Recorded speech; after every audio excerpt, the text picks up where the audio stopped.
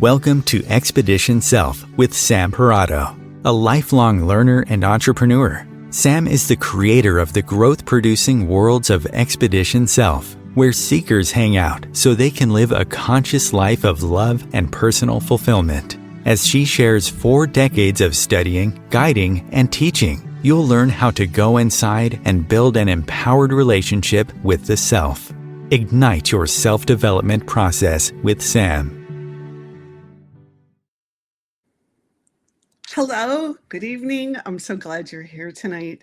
Gosh, we have a very, very special show because we're premiering our interview format, which we're calling Purple Room Chat.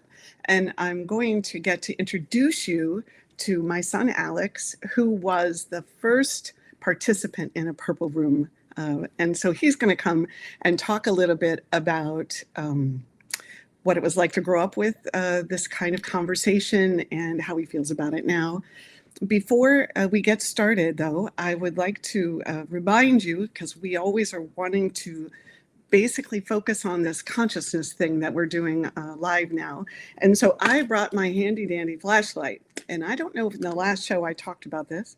I'm going to turn it on like that. There we go, a little bit. And this flashlight, we want to think about in the context of turning it on ourselves. Right? Oh, that's way too bright. And when we turn the flashlight on ourselves, not in a harsh way, but to reflect on our thoughts and our feelings and our breath and our body and what's happening for us as a human being. And so as we start the show tonight, I invite you to go inside, turn the flashlight, imaginary flashlight on yourself. And then we can all be together in a bit of a deeper way. So I want to show you the original purple chair that actually was before the Purple Room. And it's right here. Let's see, there we go. It's actually little. I have it up on a chair. And Alex sat in it for the first time when he was about 20 months old. I put the bear there just so you could see the proportion. Anyway, I just want to say that I'm going to take a deep breath because getting to have Alex here with me is a really big deal. And I'm nervous, but I'm also super excited for you to meet him because I had Alex when I was 36 years old and he's my only child. And his father and I were married at the time. And it was a big deal that Alex got born into our life. And he has certainly been the joy of mine. So I'd like you to meet Alex so we can dive in and I can stop crying. Hey, Mom, how's it going? Well, I'm teary and emotional as always when these things happen. Welcome. I'm so glad you agreed to be on the show. Yeah, anytime. Absolutely. I'm really, really happy to be here. So actually, what I was hoping is that you could just kind of give a sense of what you believed the symbolism and the feel of being in the purple chair and later what we called the Purple Room. How would you like to describe it? Sure. Yeah. Well, I think it really just represents a space of,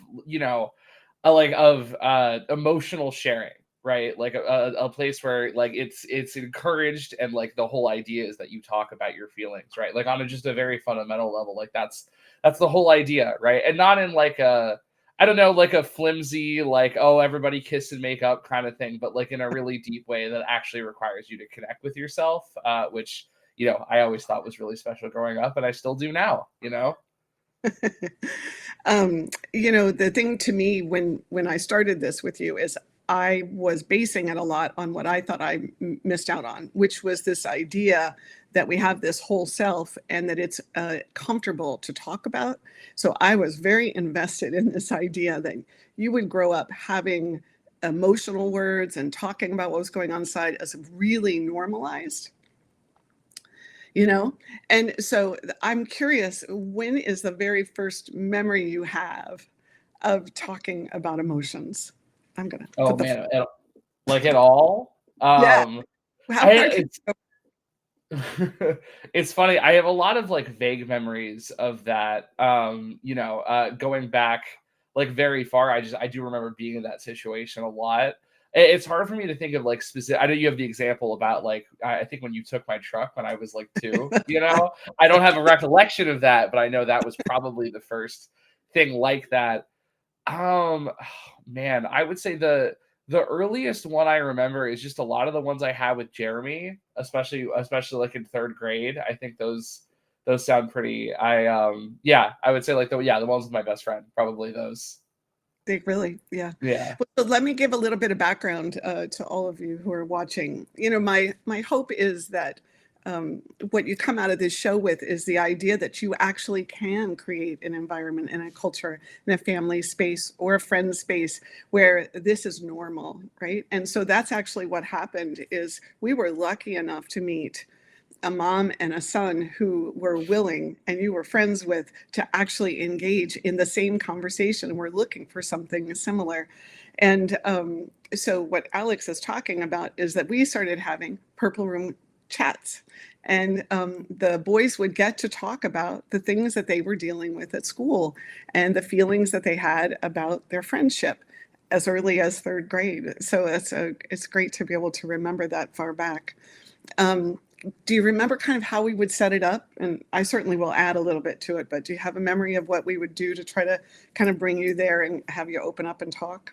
Yeah, no, that I remember super vividly. Like, you know, we would always sit down in the room behind you, on that camera, and Back I there. believe yeah, there you go. I believe the first question was just always like, you know, can you talk about how you're feeling, right? It was very open-ended, very general, which I really appreciated. It was just always like, yeah, can you share a little bit about like how you are? Because we would have specific ones about like a specific issue that happened, or we would just have general ones about just like how things were going as a whole, which was, you know, both of which were wonderful. So you know, the specificity would be a little bit tailored to, you know, what type of one it was. But regardless, yeah, no, that would really always be the first question. Yeah, yeah. Do you remember an example, one of the specific ones? I'm thinking people would really enjoy hearing it through your lens. It was a lot of stuff like, you know, like, oh, Jeremy, why are you grumpy that, you know, Alex got the last bag of gummy bears? I remember that one. Or like, oh, Alex, why are you jealous of Jeremy? Or like, why do you, you know, a lot of things like that. Or like, you know, what do you think is generally bothering you? Right? Like just, you know, it was a lot of things like that. Just a lot of specific kid stuff. Like, oh man, why does he have, you know, 5 Wii games and I have 4, that kind of thing. Like just a lot of stuff like that. Yeah, lots of little situations like that. It's interesting because really at that age they're big, right? And Right. the idea that I think a lot of times people feel like, you know, children will just move on or they won't notice it or it won't matter to them. They'll be over it in a day. I think we took the case that talking about it grew skills in being able to communicate in the middle of things like that, right?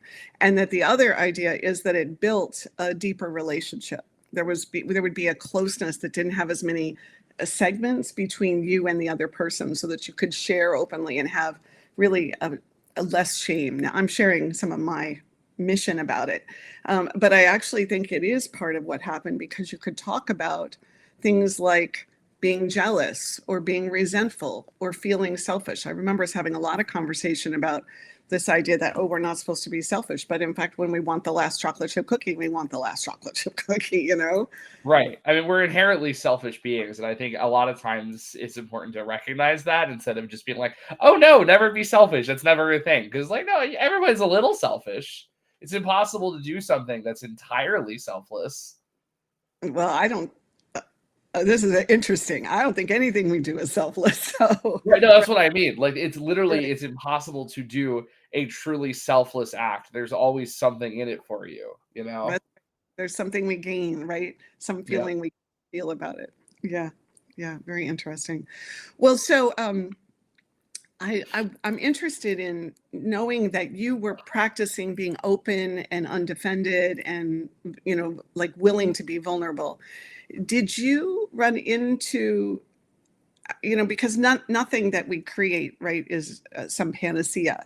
So did you run into challenges where other children didn't interact that way, and then you ended up feeling like you didn't belong, or like, now I do want to say this to the audience here.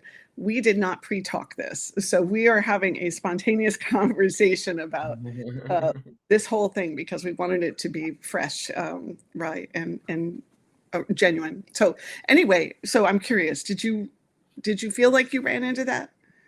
Um, a little for sure. There was a lot of like little things that would come up where I would just be surprised that people like don't know how to handle themselves, right? I remember just from a very young age, like I don't know, like to me it just is very second nature as a result of everything I did growing up. And I don't know, I'm always surprised because yeah, like and that's not even something that just happened when I was a kid. Like I feel like even in college and beyond that, like I don't know, I still look at other people that don't handle stuff like that. Like I don't know, in the most in the most transparent way, and I'm just like, why? It's to the point where it feels very easy to me, and I suppose that it's not necessarily to others. I've had a lot of moments throughout the last like 10 years where I've been like coaching my friends on how to do it, which has been really fun. It's kind of funny in a lot of cases, but it's also great, and I feel like I'm spreading what I learned, and it had a really big impact on me. Yeah. Was there ever a time when you remember dreading, okay, we should sit down and have a purple room conversation? Like, do you remember it being like, no? Not really very much. I think I would only really feel that way if I felt like I was really at fault for something. And I don't mean to be full of myself, but generally that wasn't the case. So Well,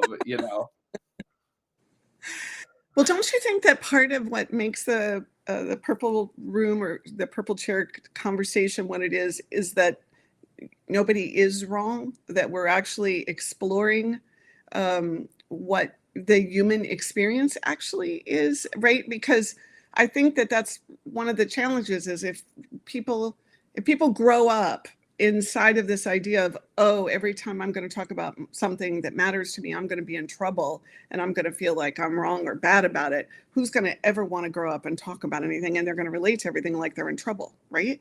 right, exactly. Yeah. So that's what I'm thinking is that came through in some way or another as you were going through it, that it wasn't really about what you had done wrong, right? Right, exactly. Because yeah, there really is no right and wrong. Everything is a gray area. I think that's also something I learned because I find a lot of times when people end up in conflicts, it is about who's right or wrong, like who has the moral high ground after something happens. It's not, and oftentimes, or basically always, it's more complicated than that. And I think that was something that I was lucky enough to learn from a very young age. Well, so that actually is a very interesting piece of this, right? Is what are some of the tenets or the uh, qualities that we wanted to have you come out of into life with, and of course I was practicing all the time, which is this idea that we are who we are, and if we're looking inside and we're trying to understand ourselves, then it brings a more compassionate and more open desire to understand others, so that then instead of their actions looking like they're unacceptable or even if they look unloving, that instead we're able to get in conversation and understand what's actually going on with them or what's going on with us. Yeah. Yeah, right, exactly. Um, I yeah, said well, I just too I much there. I think, I think growing up, I just ended up with a bunch of those qualities, right? I think the biggest thing is like emotional awareness, right? That like, not only is it important to talk about your feelings, but it's important to be aware of them. I think that's something that just as a person, I struggle with a lot, like at a base level. So I think that's something that I super got out of it. It was, I learned how to actually feel anything that's going on and like actually identify like what's bothering me as opposed to it just going into a big pot of malaise inside myself. And that was one thing when I was a kid, but that's a skill that I feel like I use more and more every day. And I am really grateful that I felt like I was given the tools to handle that. Right. Yeah, yeah. Can you I'm going to talk about when you were in high school and some of those Sure. big feelings started coming up. And like I think high school's really tough. And I I feel like everyone I talk to, there's all these new feelings that are happening. And of course, to me, that was the thing. If you got to that age and you had these skills that you were going to be more likely to get through whatever it was that life dished out to you, because, everybody has a journey of some kind, right? Um, I'm interested in, what did you think the hardest thing for you as a teenager was going through school? And how did this kind of way of being raised in a conversation like this help and hurt or hurt? Right. Yeah. Right. Because honestly, I would say it did do both at a certain level. Yeah. That one I can answer pretty specifically. Like I would say on a benefit, it was just really great to be able to talk things through with people. But I think the other thing is like a lot of people don't want to talk things through that way, and in fact, they get very upset with you if you do. I think it instilled in me a very specific moral compass that like I got very uncomfortable breaking, which was a huge problem, especially once you get to high school. And the whole point is that everyone's like sneaking around and doing things they aren't supposed to. There was a while where I would, be really against that and like tell on people because I just thought it was really wrong. And I thought, well, that's the right thing to do, is to, tell an authority. But that did not go over very well. So I eventually got that kind of beaten out of me. Not literally, but so that definitely was a negative. Was I just felt like I had such a strong conscience that ended up just kind of getting in the way of what other people wanted, which was a huge problem. Yeah, well, at some level, the whole idea was how could we be honest, really, right, all the time, and how to make it safe to be honest and not threatening. So then to hit a time in life where actually people are individuating inside of their own like families, right? And we've come up to this moment where it's like, no, why would you ever not share everything that's really there? And so, yeah, I obviously I was present for all of this, and I think it was a very painful, hard time. And so the thing about this purple room idea, right, to create a culture where there's conversation like the kind that Alex and I are talking about, is we're also in a world where everyone is not actually doing that. And so that actually is part of the growth process, don't you think? Right? Oh, for Like sure. actually interacting with people that don't care about the same things or don't see the growth process the way that we did. Yeah. Well, I think Yeah. that can be really hard because a lot of people just aren't up for that. On the bright side, it has made a lot of my friendships and relationships a lot easier, right? Over the course of my relationship with my girlfriend, I've spent a lot of time kind of teaching her those methods, and those have helped tremendously, right? I think that's really enriched my relationship and a lot of friendships and a lot of things like that. And I don't end up in these conversations with my friends too often as of late, but like whenever I do, I feel like I'm able to navigate them, because I also just think people are really are prepared to get very angry usually when you talk to them about stuff like this. So I feel like I'm especially able to talk to them in a way where like they don't do that, because I'm not like, oh, you suck, this is all your fault. It's like, well, I'm feeling this, but I understand why you did this, and yada yada, that kind of thing. So I think that the other thing that's nice is, even if someone else really isn't doing it, like it'll still have you come out better in that conversation, and be able to handle that better, and hopefully give them a better experience even if they're not with you there. So I think whether someone's also trained in it or not, like it still helps a lot, which is good. Yeah. Yeah. So when you went to college and you were now more out in the world, and it's on you, and you've grown up with this idea of people being open and direct and straightforward, what was it like, right, to go out into the world and encounter all these different viewpoints in a college scene? Was it different than even in high school? Oh my god, yeah, it was not only different, it was very interesting just because you meet a lot of strange people in college, and I found there was a lot of people I was like, "Whoa, I've never seen someone react to something that way," and it was interesting to see, because I managed to stay out of, like, most scuffles in college. Like, I had a couple fights, like, emotional fights with people, but, like, it was pretty minimal to the most part, but I did see a lot of people around me get in conflict with each other. And, largely because I don't know if they really knew how to handle that in a good way. So I've had a lot of times I would be coaching people through that when those kind of things would happen, which I thought was interesting. I also felt like college was when I saw the most benefit from it in general, was just because, like, I would say most of the downsides I talked about earlier were kind of gone by the time I finished high school, just because they were eked out of me for better or for worse. So at that point, I was basically only using it just to, calm people down and, like, get, de-escalate conflicts and best I could, and really, like, talk through things, right? Because I think another thing for me is that it took me a really long time to be able to stand up for myself, right? Like, it was a very something I really struggled with for, like, a very, very long time in my life. And I would say it's only in the last, like, 2 years that I feel like I'm really even able to do that to a degree I would say I'm remotely happy with. But I think when I finally did start standing up for myself, knowing how to talk to people within that, still helped a lot, because it's not just about knowing how to talk about your emotions. It's also about knowing how to have power and knowing how to,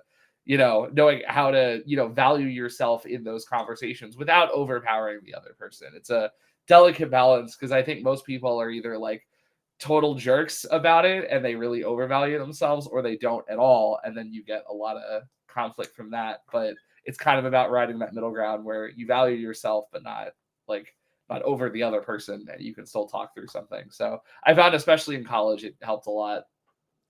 Yeah, I have to say that was one of the things that I felt was kind of the riskiest for me in this whole thing, is that I wanted you to understand power, but you're your own personality and your own, right? So it's you didn't gravitate towards, I want to have power here, right? I think we're all different, right? And the other thing is teaching or helping, like, a 7-year-old or a 6-year-old or an 8-year-old think about, what am I doing with my power when it's easy to feel like somebody took advantage of me. And so I feel when we come back from break, which we're going to go on break in a few more minutes, I would like to talk about how you think the draw of feeling like you're, like, the victim of somebody, like you're the small one and they're the bigger one. I'd like to talk about how you saw that through some of those purple room conversations, because it's so easy to see somebody is having power and somebody not, and your parents have power and you don't, right, in some way. And I felt like that power conversation was just so important, right? And for you, it wasn't something that actually came naturally. Like, you didn't want to assert, like, hey, this is what I want, or this is how I want it to go, right? Do you Right, think? exactly. Yeah. Well, I think also that something I've noticed a lot is that a lot of people really, really like to victimize themselves. Like, I'm not entirely not guilty of that. Like, I do it every once in a while, especially, like, whenever, I don't know, I had a lot of, especially when everything, when I was graduating college, I had to get a couple extra credits, and I was a total victim about it, as opposed to just, realizing I had made some mistakes, other mistakes were made, it was fine. But I think a lot of people really like to victimize themselves because they don't have to look inward, which is really scary for a lot of people. And they can just be like, you wronged me. I get to basically punish you for an hour until things are even again, right? Which is a really bad way to think about it. But I do just find a lot of people, I had a friend in college who, we were working on a project together, and he really didn't like how it was going, but he didn't tell me for like a month. And then he was just super bitter with me by the time he did finally tell me, and he blamed me for all that time that he was sad, and he, was like a victim. He was like, how dare you do this to me? Like, I get to be mean to you now, right? And it's like, first of all, you should talk about your stuff like long before that, but also, like, I think there's a natural want to victimize yourself, because if you're in that victim position, all of a sudden you're automatically in the right. And I think there's a lot of chasing of, I want to be in the right, so I don't have to worry about it, when it's always more complicated than that, Yeah. Yeah. All right. Well, I think we're about here at break time. When we come back, I want to talk some more about this, because it's been a huge theme in my life too. And I feel like it's juicy for sure. All right. Sure. So we're going to go on break, and then we will come back.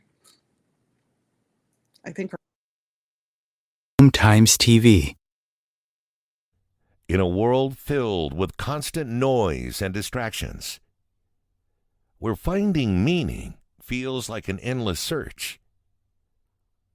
Introducing Daily Dispatch, your daily pathway to inner growth and self-discovery. Each day, receive a personalized self-growth prompt. Crafted by a seasoned growth expert with over 40 years of teaching personal mastery. Join thousands of professionals who have found clarity and purpose with Daily Dispatch. Start your free trial today and unlock a more meaningful life, one day at a time. Daily Dispatch. Discover your inner world. Live more consciously in every moment.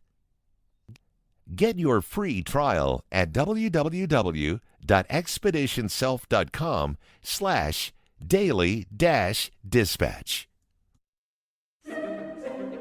Imagine becoming a super influencer. Reinvent yourself, invest in your brand, and then manifest your success with a robust spheric approach. Om Times Media and Broadcasting offers a unique and multifaceted way to become the spiritual and conscious influencer you deserve to be by putting your message across our powerful platform with its proven record of integrity and excellence. Through our produced shows, Om Times offers the opportunity to become a social media TV personality, a radio show host, an Om Times magazine columnist, and a syndicated podcaster, all in one shot. By live streaming your show on Om Times TV and broadcasting it across the extensive Om Times radio and TV networks, you become more than a host. You become an ambassador and a force for positive change. Om Times. Open yourself to the possibilities. If I could be you, and you could be me for just 1 hour. If we could find a way to get inside each other's minds. Walk a mile in my shoes.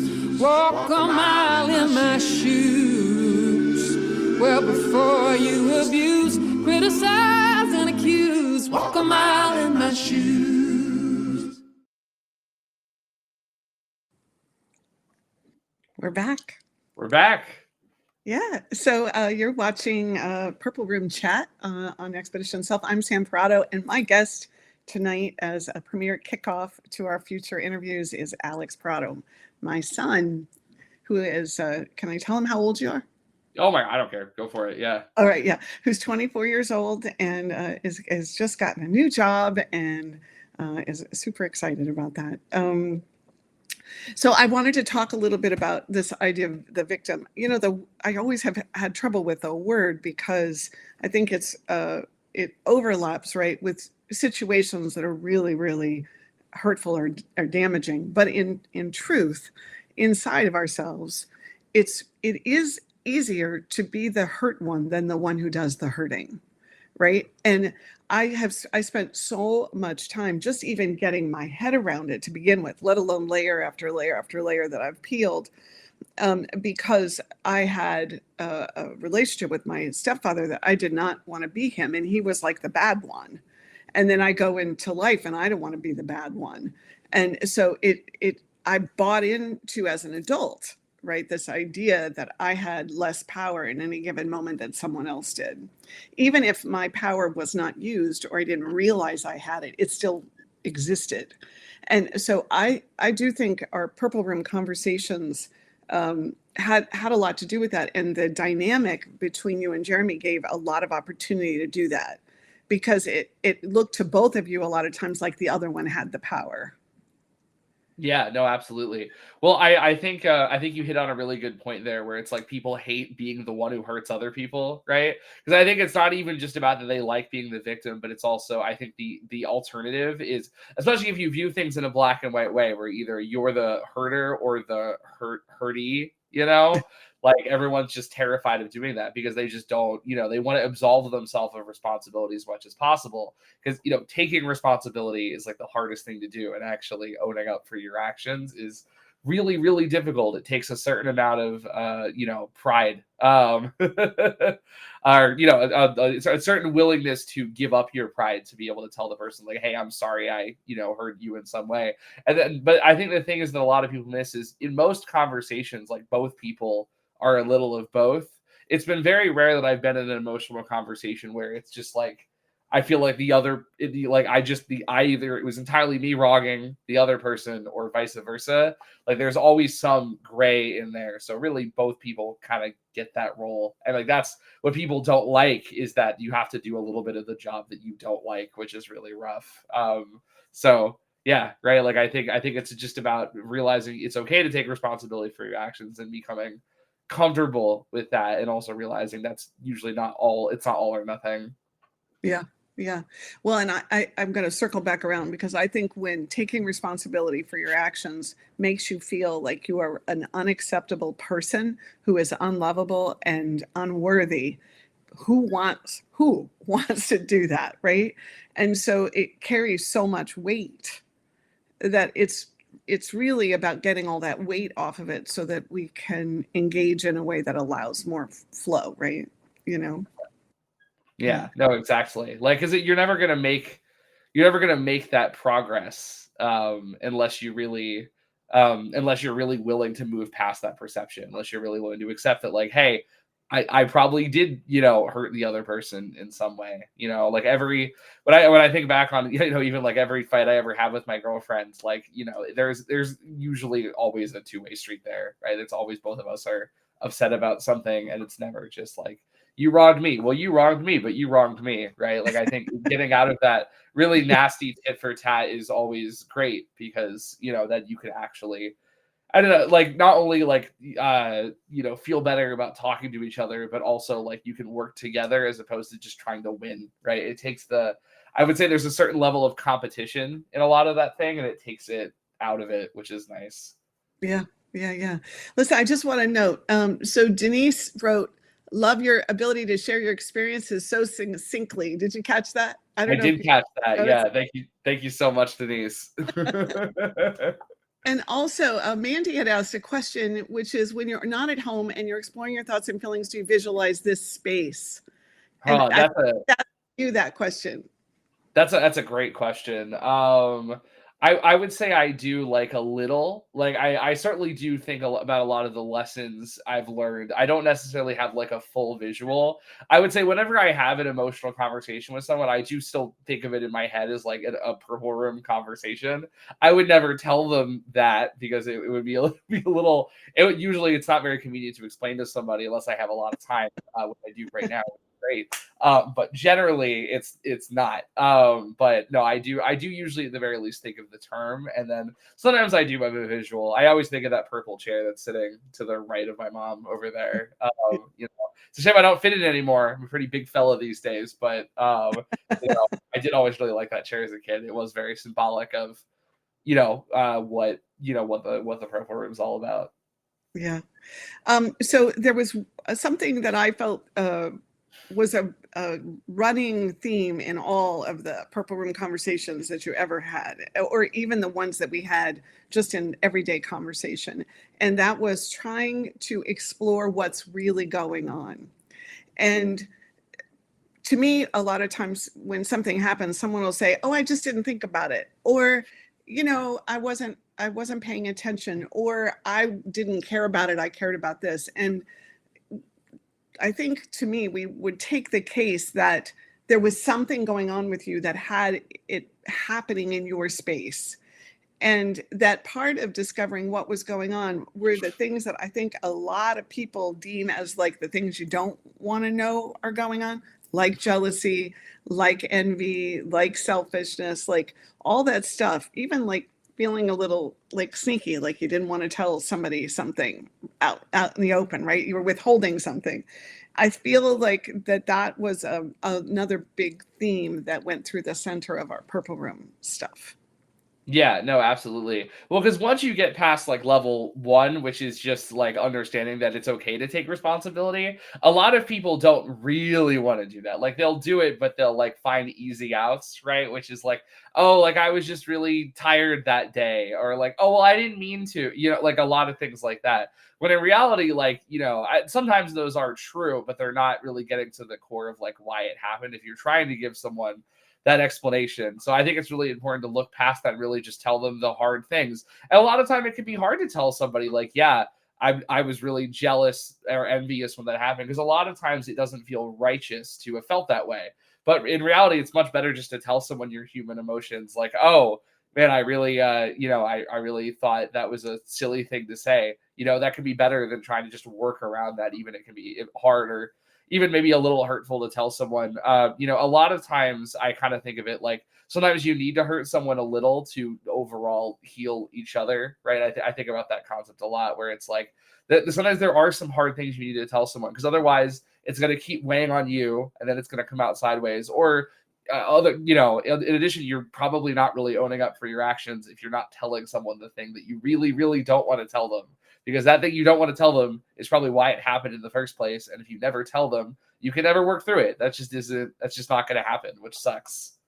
Well, and that's where this idea of emotional intimacy is so important, is because whenever we withhold the thing we don't really want to say, right, we're actually putting a wedge between ourselves and that other person, And I think that that's a really important kind of intention, right, to bring, because it's what creates great relationships in life. And I do just want to say this for everybody that's listening.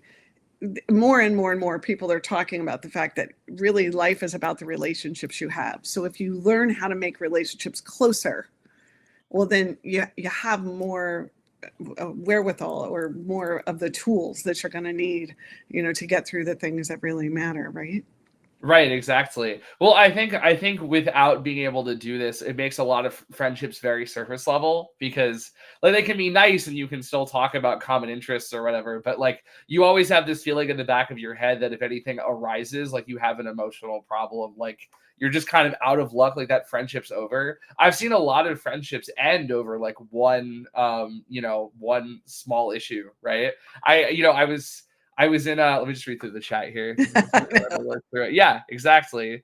If you never And tell, I then think I have to tell everybody, if you never tell them, you'll never work through it. Exactly, Diane. exactly, right. I literally just saw this happen a couple weeks ago. I've been in a D&D Dungeons and Dragons campaign for like a year now, and one of our players left because he was really upset over a wide variety of things that he never mentioned. And then when he went to talk through it with the dungeon master, he was just kind of like, yeah, I don't really like conflict. I don't want to. I'm just gonna leave. It's fine. And he didn't talk about it. And he not only did he let those feelings fester because he didn't want to talk about them in the first place, but then when the opportunity came to at least share, he didn't take it. And then that friendship's probably over, right? Like I don't get the sense they'll ever talk again. And like that's really sad, and it happens all the time. A lot of people I talk to tell me they're always terrified of losing their friends, because just they feel like they could say something wrong and then their friend would never tell them, and then that would be it. So not only do they not feel like they can talk to their friends, but they don't, that gets projected on their friends, where they don't feel like their friends will talk to them when things come up. And then you just have people that silently hate each other out over time, and then or silently are afraid of losing each other. So then they walk on eggshells, right? At some level, trying to make sure they don't do the thing that's going to cause the other person to react. Exactly, right? Like I hear stuff like that like all the time. Like they're just, trying to walk on eggshells when they're terrified of doing something wrong. But really, it's fine if you do something wrong, as long as you can trust that you can talk to the other person about it. But if you can't, then all of a sudden doing something wrong has really, really, really big stakes, because it could mean the end of your friendship. Yeah, that's right. That's right. I want to answer this question. So Stephanie said, how do you keep expectations out of the purple room? And what she means by that is, how do you keep the pressure off of performing as expected when in a purple room experience, so people can sink into what's really there, versus manufacturing what they think the others participants expect. So I think she's saying, how do you think you manage not trying to please Jeremy or please me in the participation of it?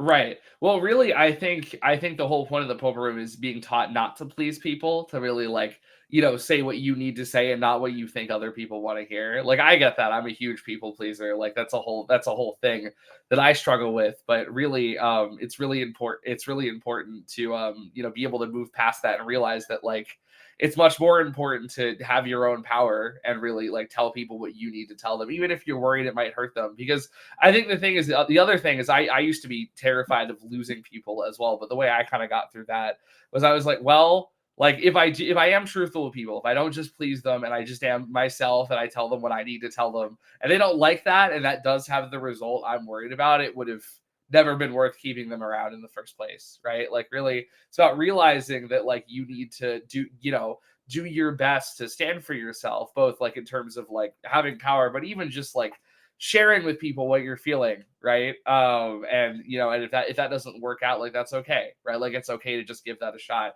So really, there's never like a certain way you're supposed to, or to your question, like expectation of how you're supposed to compose yourself. But like all you got to do is just your best, and you never want to worry about like, obviously you shouldn't care about other people, but you don't want to specifically just worry about like navigating the social environment, so you don't say anything too explosive, like just you should share in whatever way you think is best, and then go from there. And if things don't work out, like that's fine, Well, I think the idea of being in this space where you're in the conversation and you're trying to take that risk. One of the things I'm struck by is that you were raised inside of a space, right? That this was important, and you can still say, I struggle pleasing, and I struggle finding my own voice, right? And so that's the part that I think we have to really get, is that all of us as human beings, we're vulnerable, right?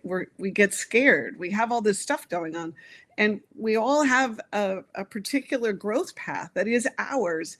And so this work doesn't remove that. It just helps you become more conscious of it, right?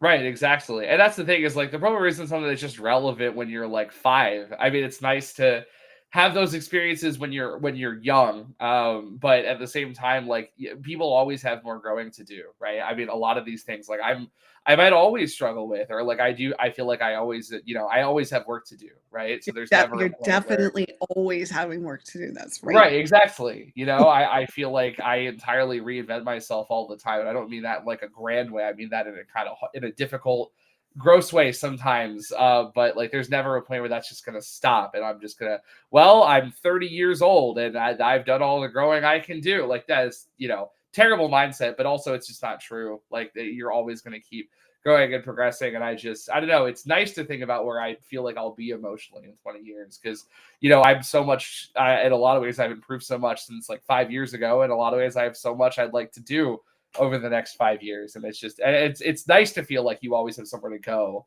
But I think that's really the thing, is just giving you the tools to know where to look into yourself and work on yourself, so you accept the fact that you're going to change over the course of your lifetime, and you could do it with other people. And also as you go through your life, you'll meet new people, have new relationships, friendships, like romantic relationships in some cases. And like, even if you feel like you've done all the growing you can do, you still grow inside of each other with every new person you meet. So there's that too, right? You always need that for all the important people that are yet to come into your life. That's right.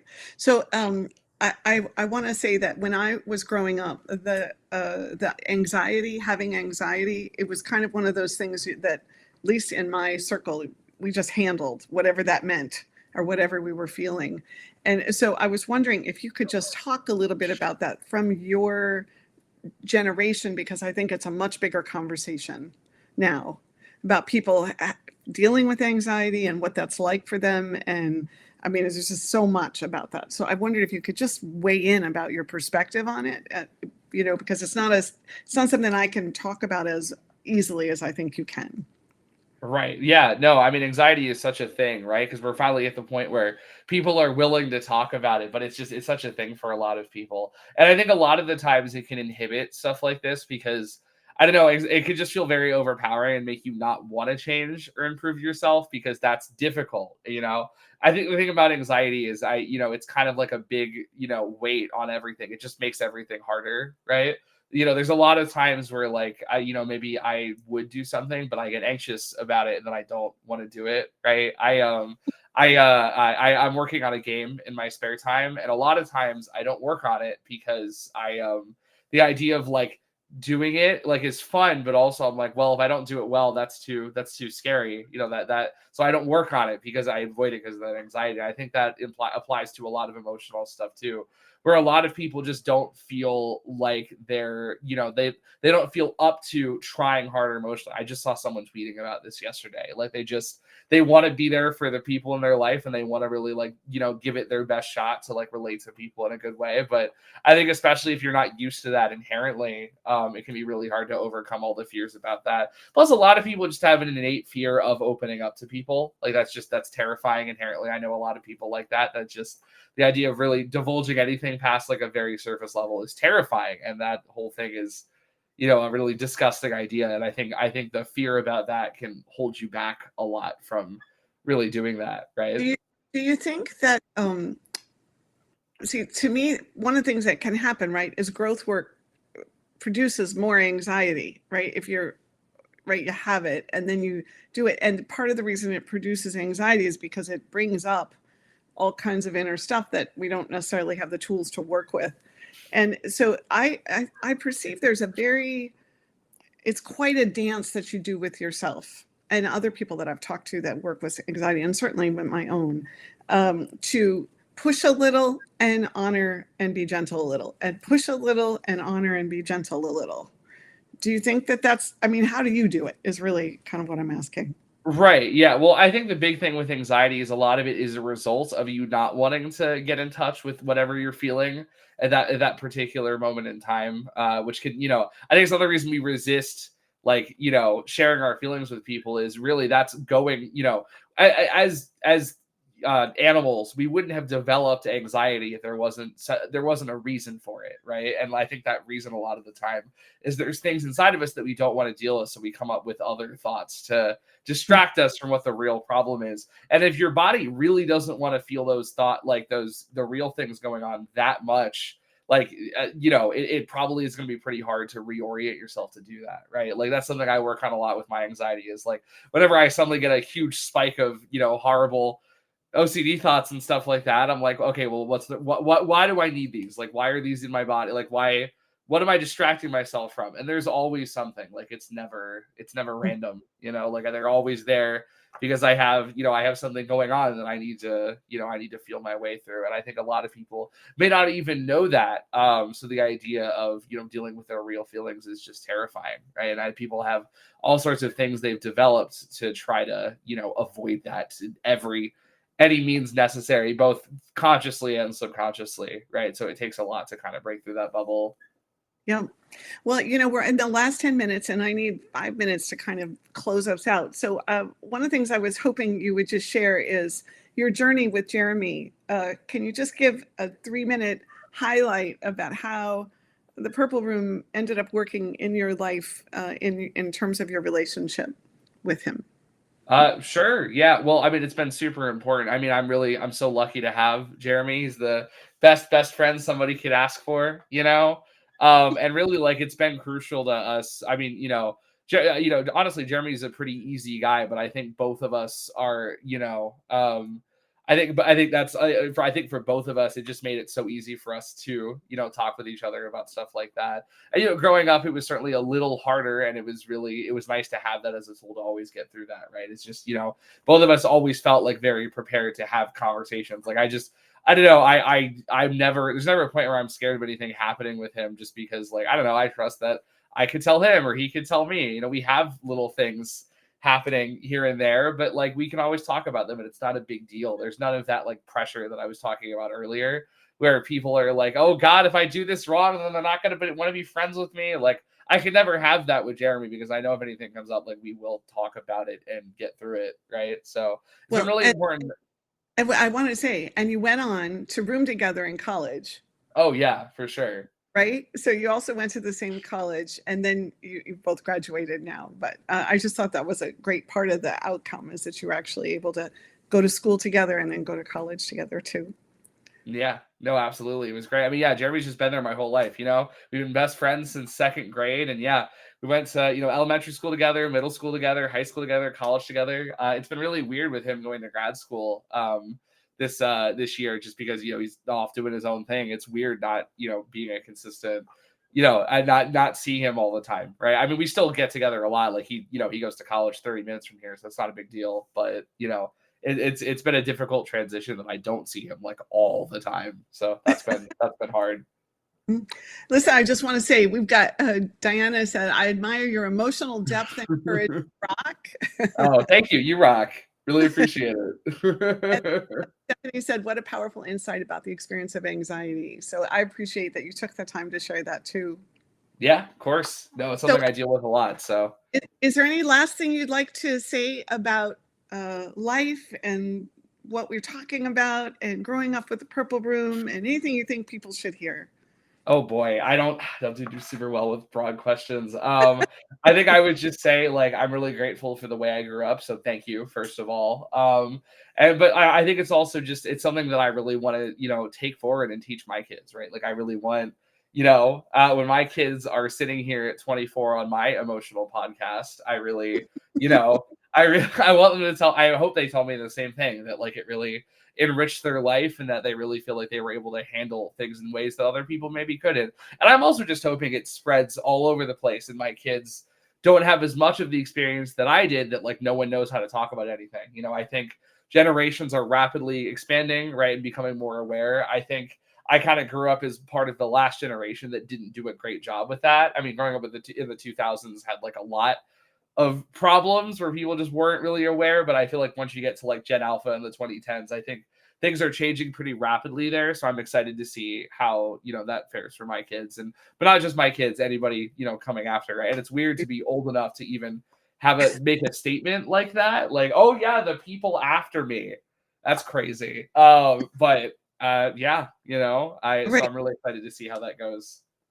Well, that is a fun thing. I do want to say what we didn't get to talk about actually, and maybe in a future show we can do it another time, is we didn't talk about some of the challenges we actually did have and the harder conversations like all parents do. And I don't want anybody to leave thinking that what this does is it makes it all hunky-dory and gooey all the time, because what it really just does is it gives us more skills to interact when things are hard.